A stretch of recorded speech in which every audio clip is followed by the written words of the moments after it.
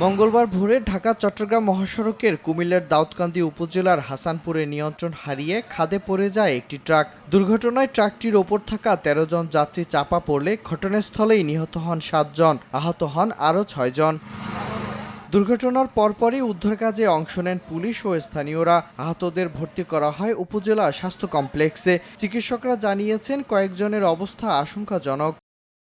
নিহতদের মধ্যে আছেন মোহাম্মদ আফজাল হোসেন, সোহরাব হোসেন, সালেক এবং সুমন। এছাড়াও প্রাণ হারিয়েছেন বিশু, আবু হোসেন এবং আব্দুর রশিদ। নিহতদের বেশিরভাগই দিনাজপুর জেলার বাসিন্দা। দুর্ঘটনার কারণ অনুসন্ধানে কাজ করছে হাইওয়ে পুলিশ। জানা গেছে, দিনাজপুর থেকে চাল নিয়ে চট্টগ্রাম যাচ্ছিল ট্রাকটি। সময় সংবাদ, কুমিল্লা।